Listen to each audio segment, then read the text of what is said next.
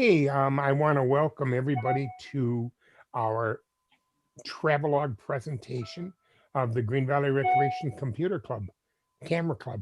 In this COVID virus time, it's really hard to get out and go anywhere. Um, you know, I tried to go to Canada, they wouldn't let me cross the border, so we're kind of stuck. But that's why we have Travelogue. And tonight we're going to let some people take us on adventures and travel, and we never have to leave our armchairs. So I just want to welcome everybody here, and I want to encourage you to double check our due structure because this year the board has decided to give everybody free dues. We're not going to charge you. So it should be interesting. We will have a big 10-week photo class again in January, but it'll probably be on Zoom. Most of our classes are on Zoom. Our SIGs are on Zoom. So we're pretty much online for everything. I'm going to turn it over to Paul now, and we will start the travelogue. If you'd like, you can turn chat on your Zoom menu. So if you go down to the bottom, uh, you will see chat. And if you turn it on, there'll be a white bar on the left. And if you want to ask any question on the right, excuse me, and if you want to ask any questions, you can type them into the chat room and we will refer them over to the Travelogue presenter as we go. I'm Oh, going to give it over. okay, and Oh, they it's all type, yours. yeah, they type the chat in and then they hit the return button so that it sends, right? Yes. Okay. All right. Well, thanks for coming, you guys. This is going to be an experiment. First travelogue of the year, and if we make mistakes, we just make mistakes. But we're going to try our best. I do have some announcements. This is from Linda Gregory. She won't be here tonight, but she said that she was elected president and Patty Ferguson elected vice president to replace Linda in that position. And like Jean said, we will not be charging membership dues through 2021 for all new as well as current members. You must be a member, though, to participate in most of the club activities, which are being held on Zoom. She also told me field trip leaders will decide whether they want to hold a trip.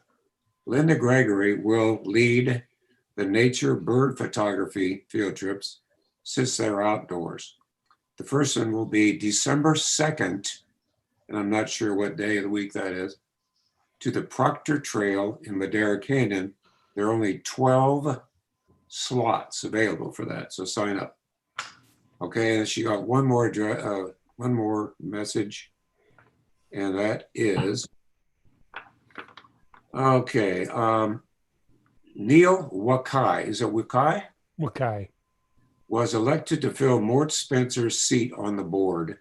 Mort moved back to Connecticut last month. So that's from Linda. Okay. Now we're going to have 3 travelogues tonight. One longer, one medium, one short. And then I'm going to show some previews of next month, which is December the 15th. First one tonight is going to be by Grace Pitzer, and Grace is going to tell us something about that now. Go ahead, Grace. Okay, so I'm going to take you on a little trip to Outer Mongolia. But before I do that, I'm going to just let you know a promo to the speaker series, which I'm doing on Thursday at 1:30, I think, on your time. And I'm covering the iPhone photography, some tips and tricks and so forth for doing better smartphone photography. So anyway, Paul and I have traveled a fair amount with an organization called Overseas Adventure Travel, or referred to as OAT. And we, in 2011, took a trip to China, but the pre-trip to China was to Outer Mongolia. And we found that to be a fascinating place to go. So a few little things about Mongolia. It's a very large area, but it's pretty desolate. It's like 2 1/3 times the size of Texas, but its population is only a little over 3 million, whereas Texas has 25 million people, so it's very sparsely populated. Mongolia is the area that was ruled by Genghis Khan for many years back in the 13th century. Eventually, it was taken over by Russia and then China and then kind of back and forth. But it has been an independent country with its own constitution and so forth since the 1990s. The ethnic group are Mongols. They're almost very homogeneous. They speak Mongolian.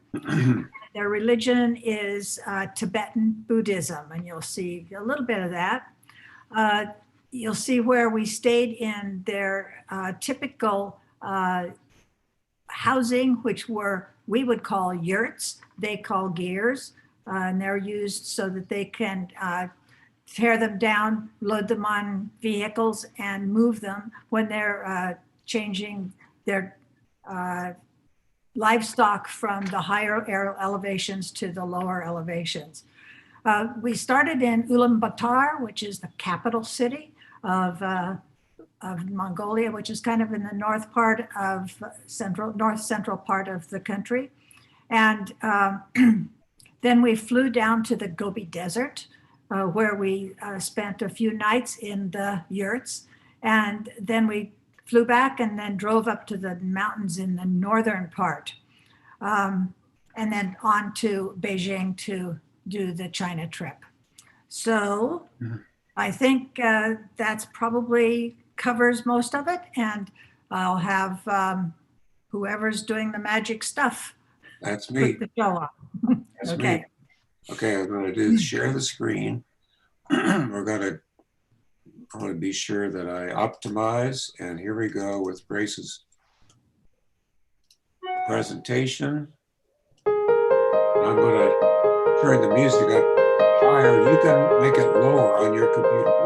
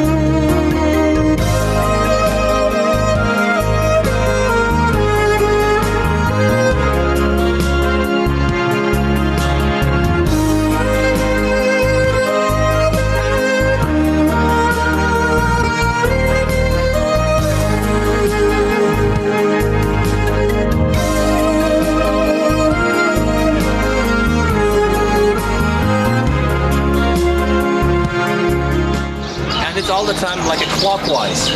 As many times as you circle, that means you make a lot of good deeds for people, for the next generation also.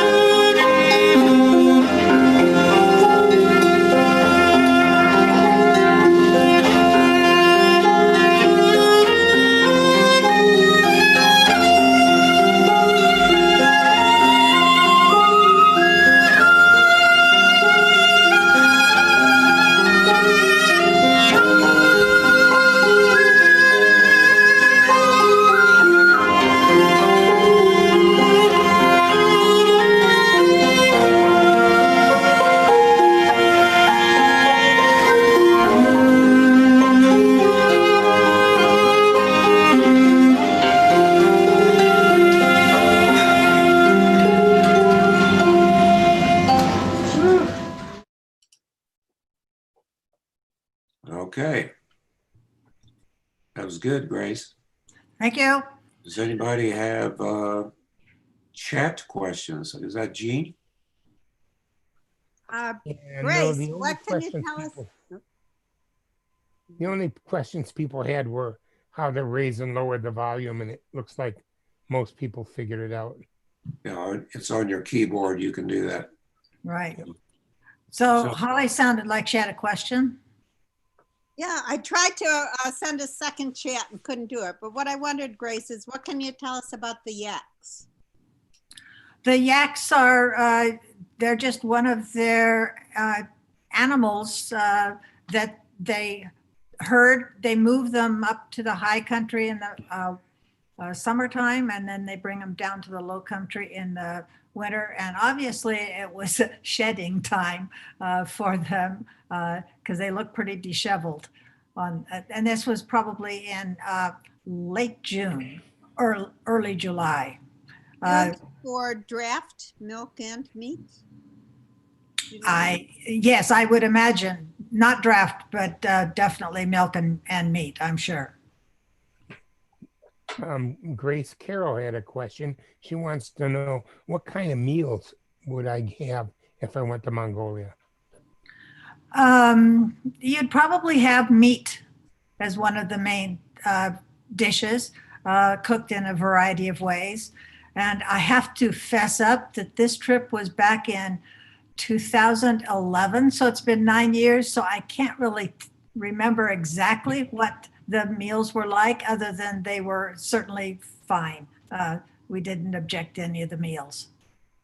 How did you like riding the, it was a Bactrian camels with the 2 humps, right? Yes, right. Well, how was that?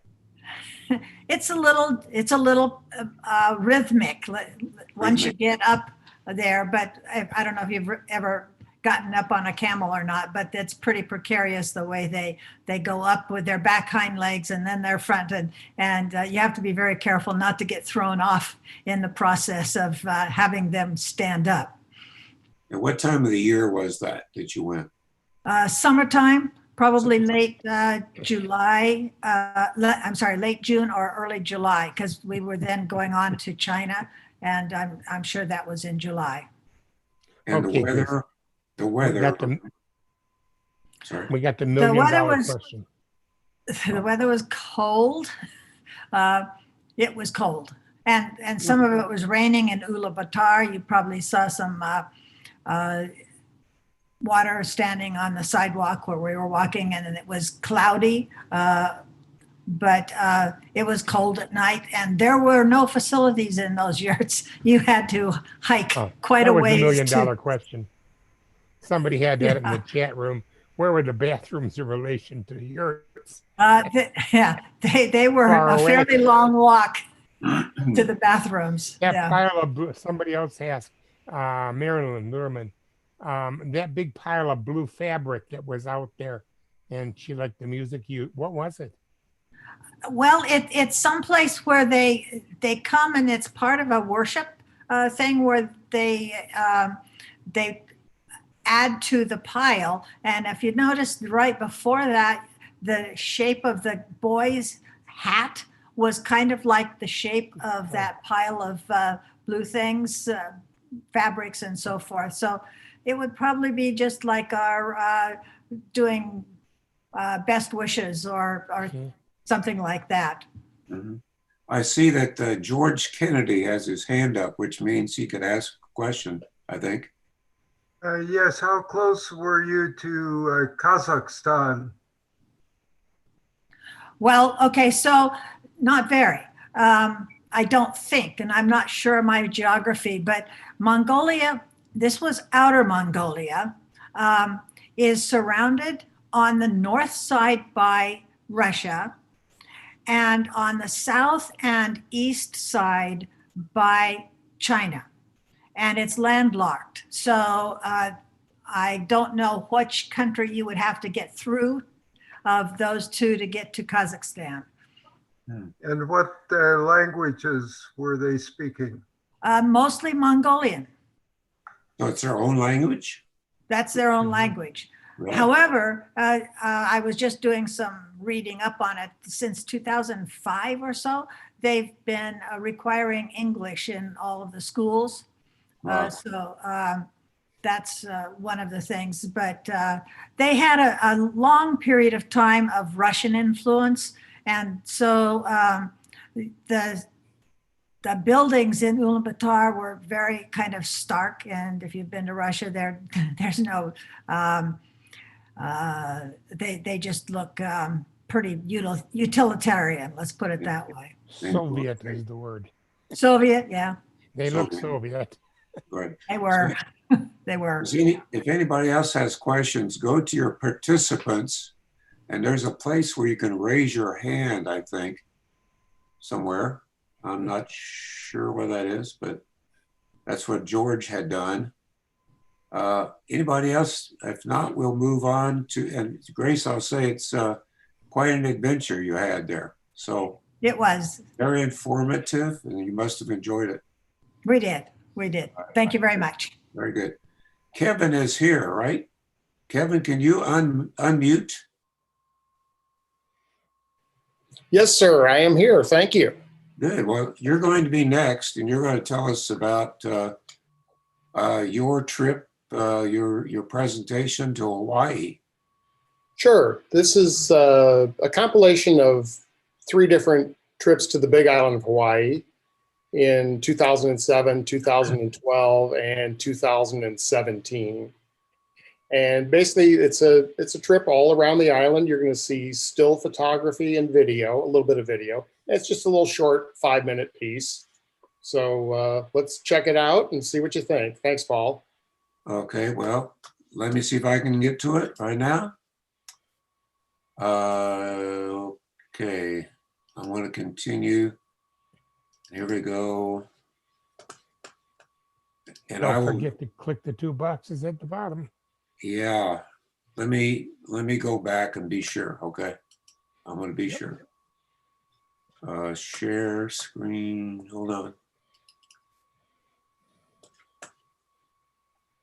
Here we go.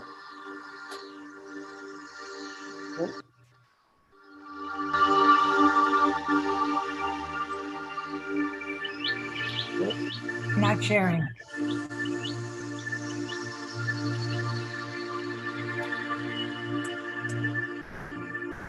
It's not sharing? No, we Okay. only hear the sound off your computer. Okay, hold on. All right, so now here we go. This should work. Yep, you're sharing.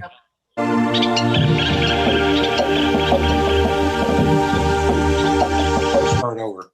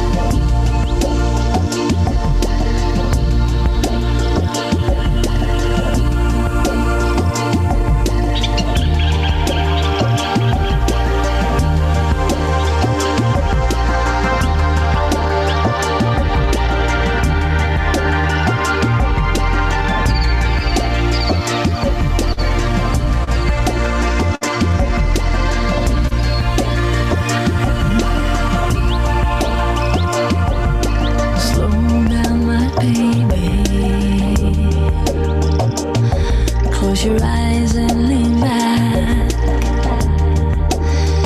You are here.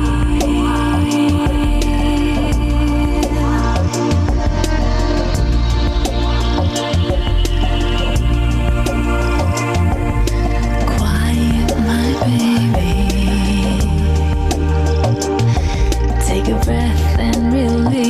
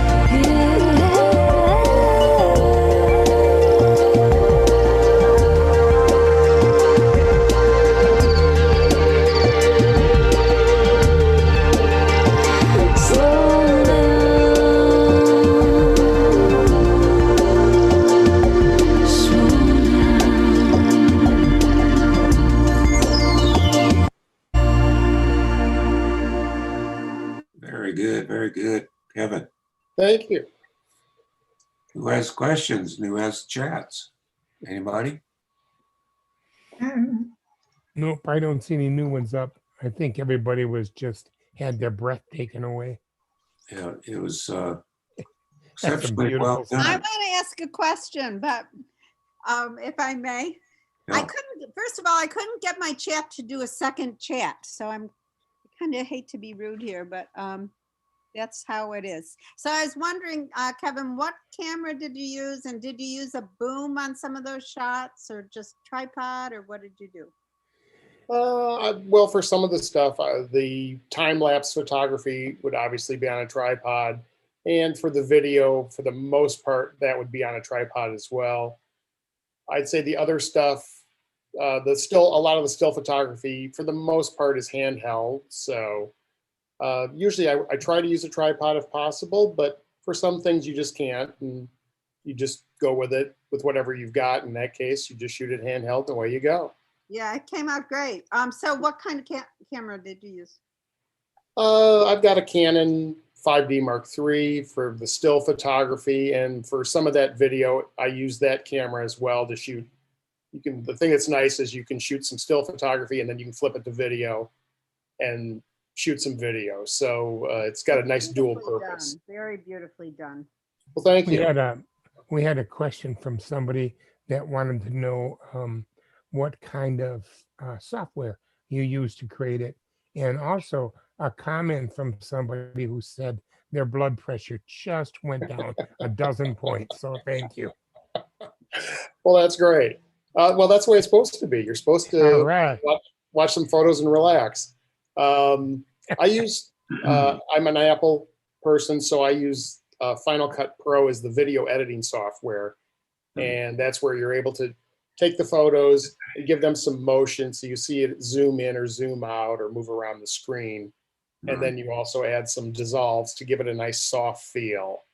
And that works out really very nicely.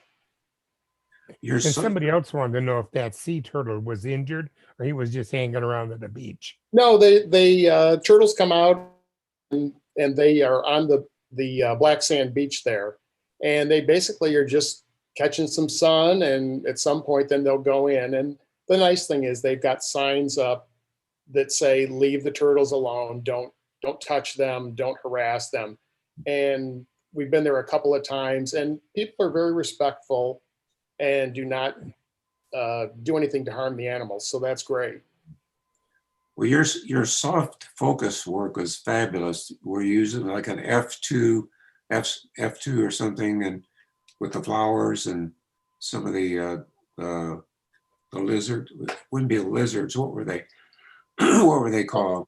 Where there's a little gecko. The geckos, the geckos. Yeah. Yeah. Well, thank you, Paul. Yeah, a lot of, and that's personal style on my part. Yeah. In photography, we call it shooting wide open. So Right. whatever your lens is, your widest open aperture, you shoot at that, and then it blows out. I call it blowing out the background. Okay. And so it really just makes selective focus on the thing that you want to see and you want to draw people's attention to. So And basically the thought is that your eye is drawn to the sharpest thing in the photo and also the brightest thing. So anyway, by doing that selective focus, you really get somebody to look at that one thing you want them to look at. Well, it looks like about an F1.8 on some of those, or F2. Really, like an individual lens where they interchangeable.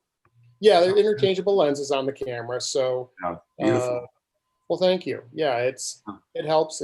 It's kind of like a painter has his colors in his palette and he picks different colors. Well, you select a different lens for the look you're after and away you go. I think I see George and Holly both have their hands up. Well, let me ask my question, and that is, did you get to any islands that had active volcanoes?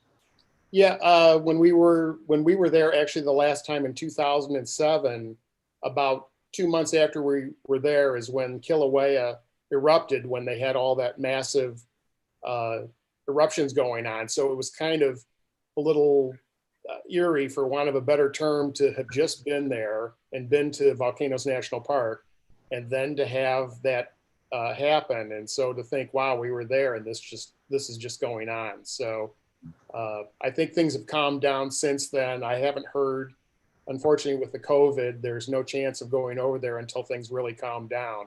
Right. But hopefully at one day here soon, get back over there again and see what's going on at the park. Right. Thank you. Holly, do you have another one? Yeah, what was the learning curve like for Final Cut Pro? Well,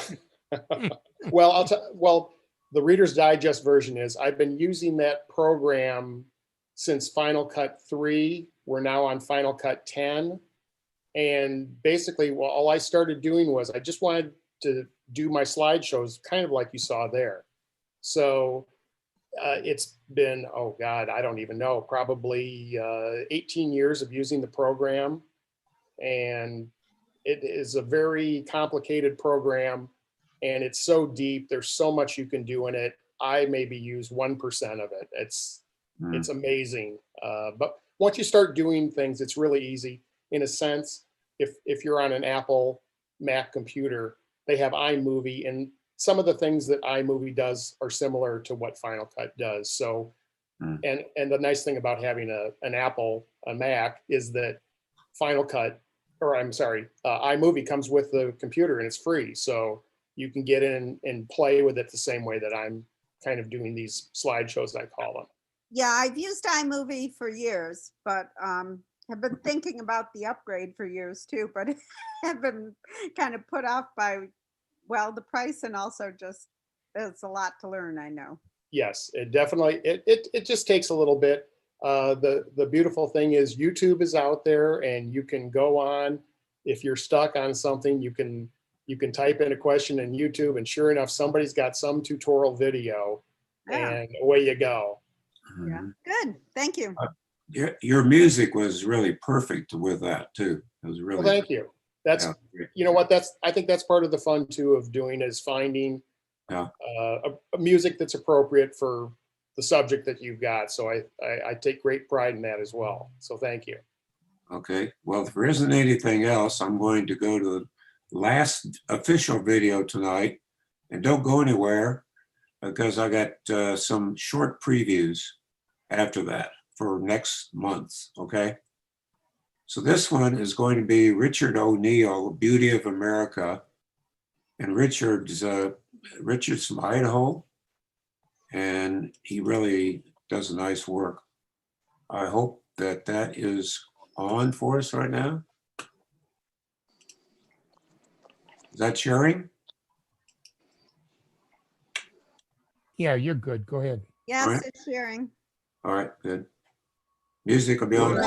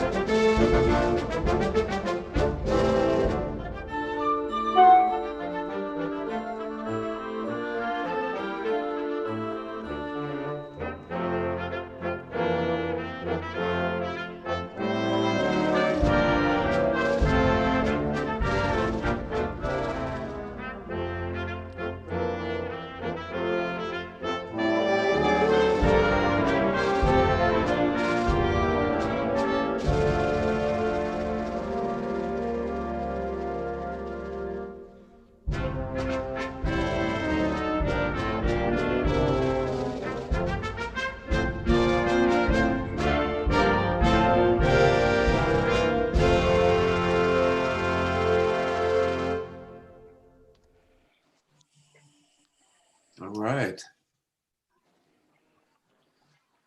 Well, that was a good job by Richard. Richard, are you here anywhere? Yes, I'm here. Oh, okay. Does anybody have questions for Richard or comments? I do. Who is that? Jeanette, Okay. my question to Richard is, well, first I want to say his animals and birds all have expressions. The mountain goats stole my heart. They were so good. And how did you go about capturing those expressions? Oh, you just have to have patience and time to, hang around them, and then they get used to you. Mhm. It was fantastic. I was very impressed with your animals. Loved them. Thank you. That was a good job. Anybody else? I like the titling. It was very non-invasive, but helpful to see what we were looking at. And I want to know how you did the backgrounds on the various photos. Some were blurred, but there were some that were totally white or gray or black.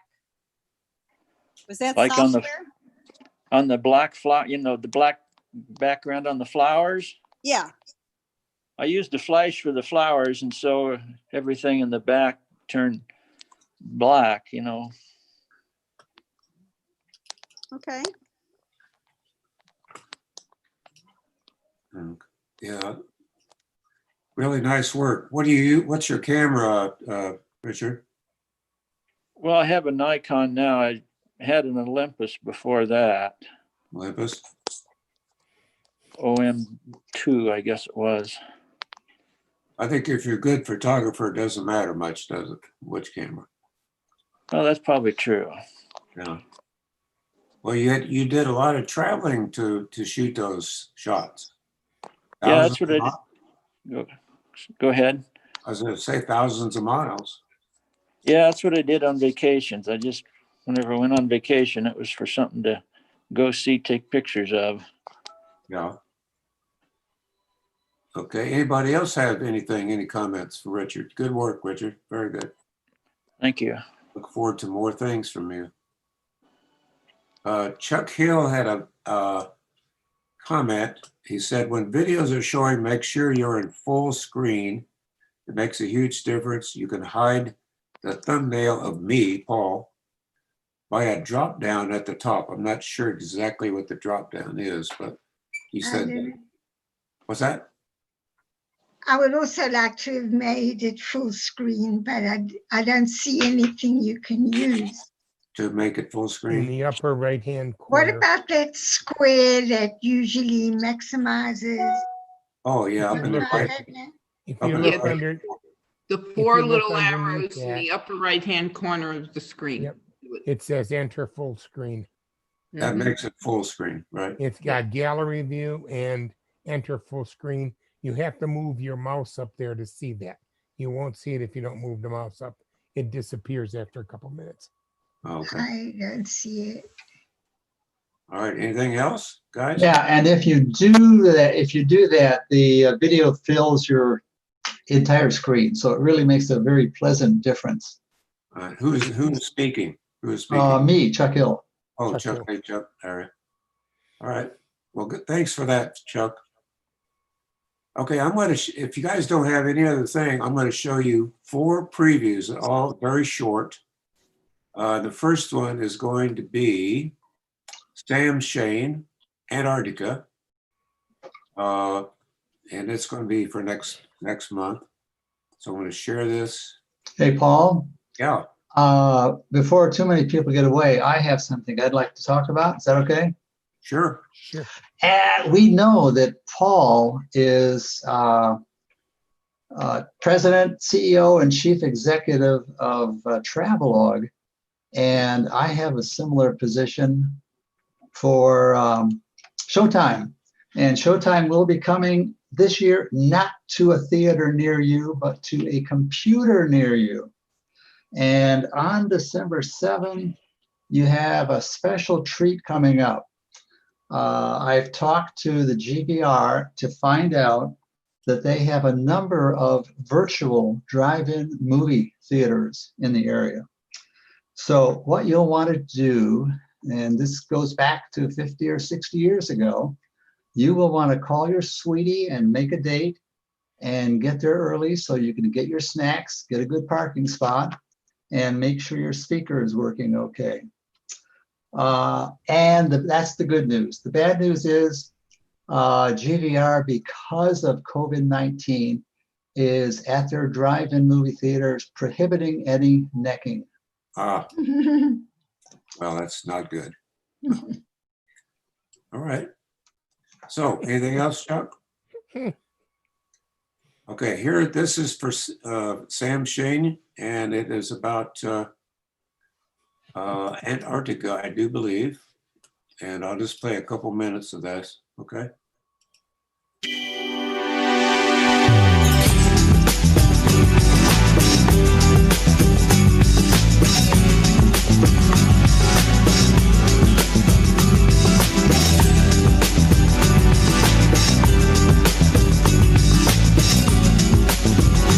I want to go to the penguins because they're entertaining. Right here.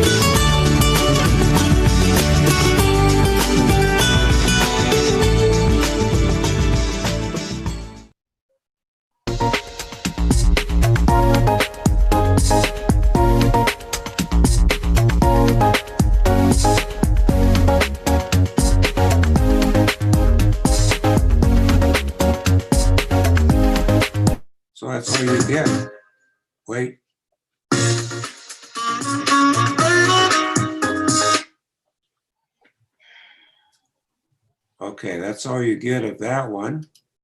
So now we'll show a little bit of Wendell Werner's Iceland adventure.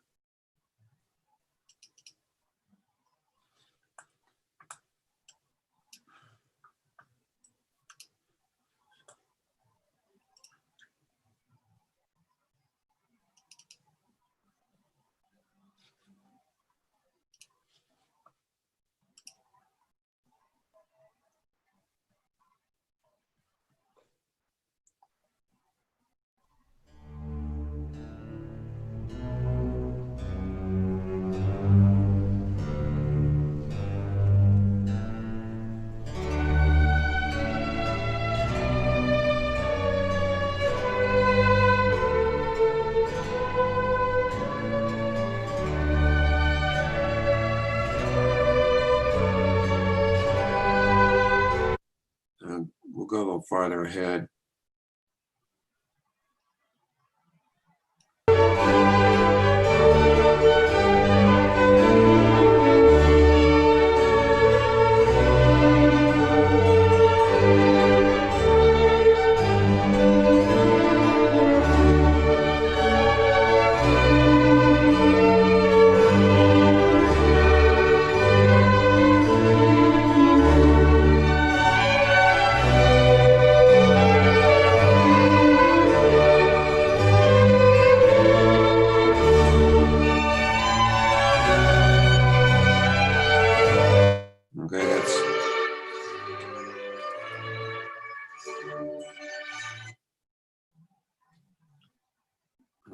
Okay, that's all of that one. And then we got two more quick ones.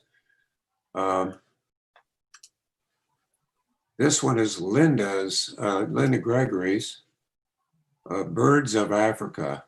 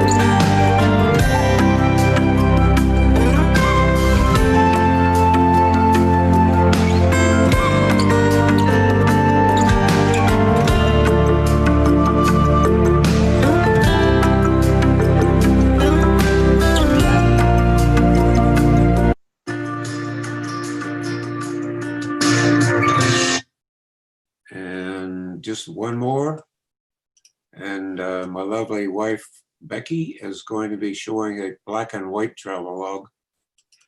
She's still kind of working on it, and so here that is.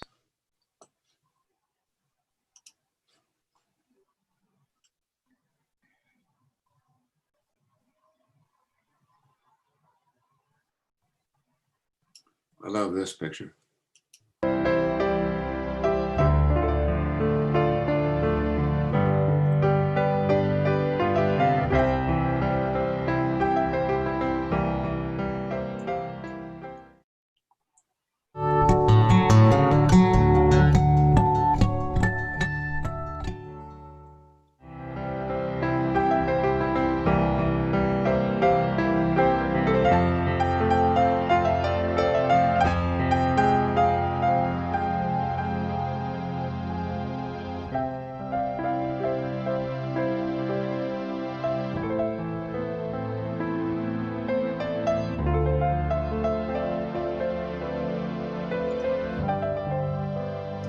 That was down around Arivaca, believe it or not. The guy had a bunch of alpacas.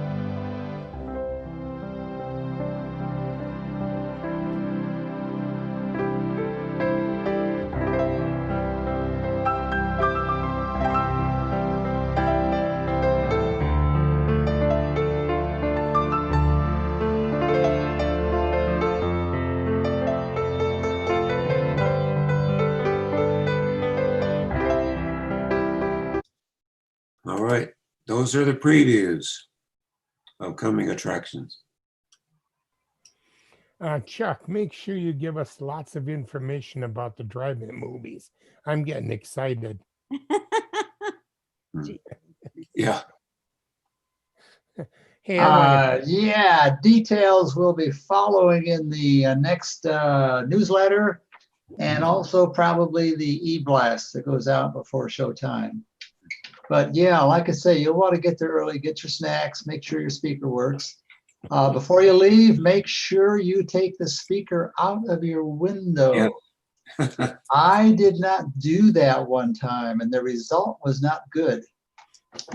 Long ago, huh? Hey, I want to thank everybody on behalf of the Camera Club, to Paul and to all the people that exhibited Travelogues here tonight. We appreciate all this. It's bringing the club back alive. It's keeping excitement in the club. And we truly thank and appreciate everybody. And I do want to thank Gene and Phil, as always, behind everything to make it go well. He's too modest to talk about it, but he's great. So that goes for you too, Gene. Thank you. Thank you. Thanks, So I guys. think It we're was done, really right? great. All right. Paul. We'll see you guys Paul next time. especially, thanks for being that Travelogue coordinator. Okay, well, I appreciate it. December 15th, guys, next time, 7 o'clock. Thanks. If you have, wait, let me just say, if anybody's still there and you do want to submit a travelogue, go to the Camera Club. There's a plastic box outside the door, and put your thumb drive in that box, and I'll get it. That'll be the mailbox for us, okay? And then put information about your travelogue. We try not to make it any more than 15 minutes if possible, so everybody has a chance. Are you doing Dropbox, Paul? No, I'd rather have something to plug into the computer. I can probably do it. I probably can, but so far I've just been using thumb drives. Okay. Just Linda, wondering I can about tell you how those to of screw us it up. on the other coast. Linda sent me a Dropbox, and I was able to load it and play it. So I kind of know how to do that, sort of. But I need help. Ah. I need lots of help. Hey, Holly, when you come and drop off your thumb drive, let me know. We'll do lunch. Hey, That sounds good, Patty. hey, Patty, that's the second guy in the club you've had on for lunch. Oh, don't let her talk you into it. Hey, I see 4 chats here. You see them, Gene? Yeah. Thanks for a great job. Wonderful. Thanks a lot. Yeah. Very nice presentation. And thanks, everyone. People were pleased with it. That's good to know. Well, I was a little nervous, but it seemed like it worked okay for this time. Worked great. Yeah, you did fine. Paul, All right. you're getting so Wonderful much better at this. You did really well. Thank you. Oh. Thanks. See you next time. See, I'm here to learn so I can do as good as Paul did for Showtime on December 7th. Oh, you'll do better. Don't worry. So, And hopefully see some of you on Thursday for the speaker series. Yes. Oh, that's right. Speaker series is Thursday, 1:30 Arizona time. Right. And Okay. our illustrious Grace Pitzer will be speaking on iPhone photography. yeah, And smartphone stuff. It'll all encompass, yes. look forward to it. All right. Does Okay, anybody see else have everybody. any? Bye. Speak now or forever hold. I've got something. What? I got a question. Yes. Can you Jeanette? give me- Yes. I see here it says live on YouTube. If instead of sending you a thumb drive, can I copy my show to YouTube and send you that? Well, I don't know Doesn't if I'd work be like able, that. I don't know if I'd be able to load it onto my computer that way. Not Okay. sure. I'm not sure. I'd have to talk to Phil or Gene or Grace or somebody. Holly. It's pretty easy to upload to YouTube. The hard part's downloading from YouTube. So I don't think it would be functional for doing what we're Okay. talking about. That's fine. Uploading's easier, yeah. I use a free app called 4K Video Downloader. It's very easy to download anything from YouTube. Really? 4K downloader. 4K Video Downloader. From YouTube. You can do No, it's an app. It's a free application. It's called 4K Video Downloader. Yeah. And all you have to do is copy your YouTube link and paste it into 4K Video Downloader, and you will get a download, a high quality MP4. 4K, huh? Wow. Or MP4, yeah. Well, good.